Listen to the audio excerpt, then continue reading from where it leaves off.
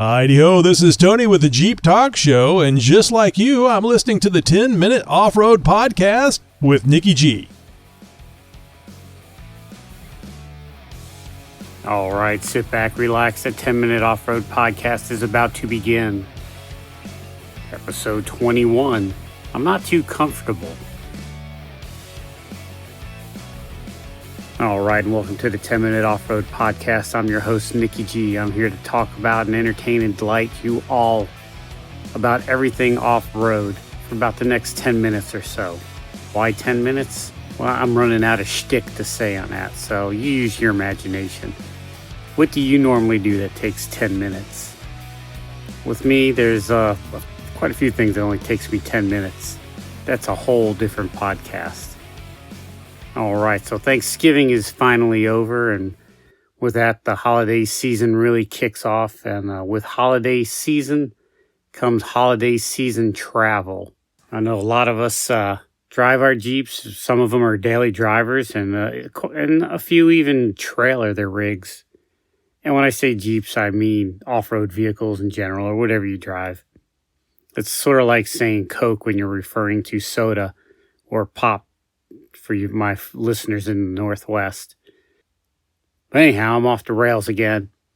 So I want to talk about seats. I recently just took a 4-hour drive in my Cherokee.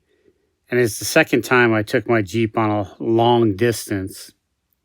Long distance, I mean more than an hour and a half. And I got to tell you, the first hour is enjoyable, pleasant.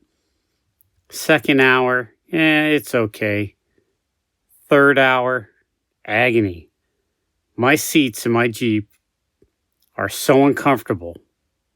Now, before you jump on the bandwagon while you're sitting for 4 hours, I jump in my pickup truck, which 93 Ford Ranger has the factory bench seat in it.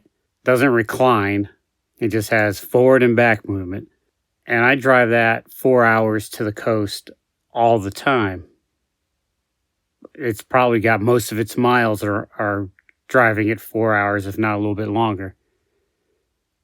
That doesn't bother my back. It's enjoyable, comfortable.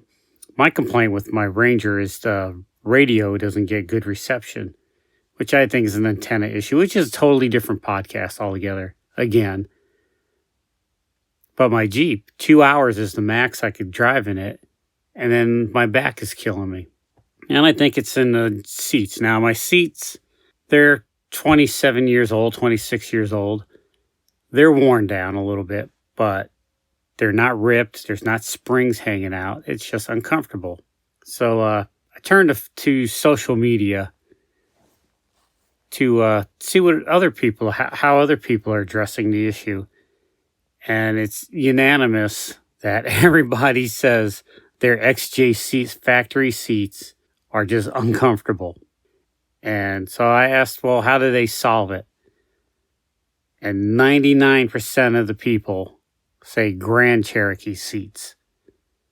Put your Grand Cherokee seat, it'll bolt in. Some might take a little bit of finessing, but ZJ seats seem to be the popular one. They bolt directly in.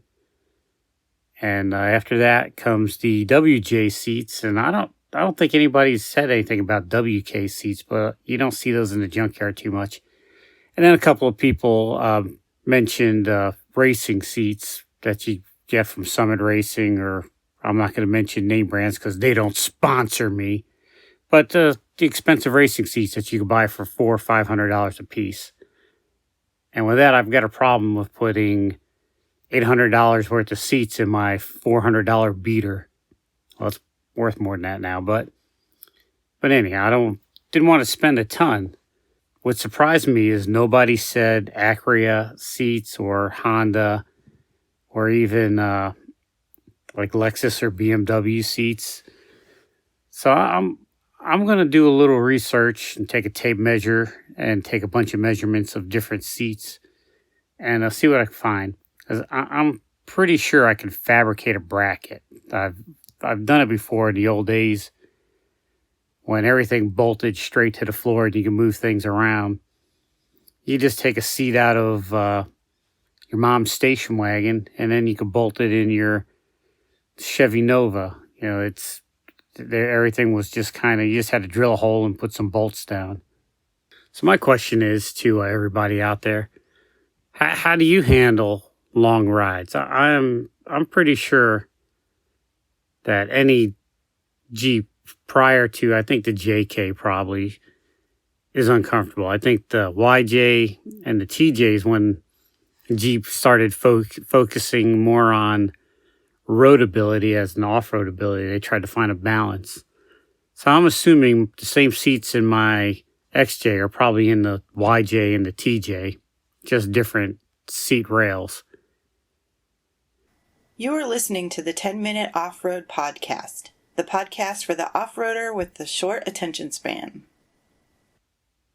Since we're talking about Jeeps and traveling and off-road vehicles in general, when you're traveling out to Aunt May's house, do you look for wheeling places along the way?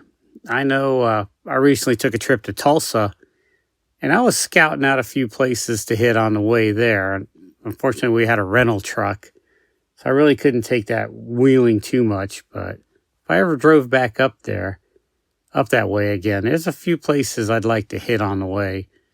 Like maybe cut my trip a few days short, head home, and stop and wheel. So my question is do you people plan your trips around wheeling trips? Like, hey, I want to go to Tennessee. Oh, well, out that way. Let's go visit Uncle Fred. Because that's sort of how I am. Don't tell my wife, but that's the way it is.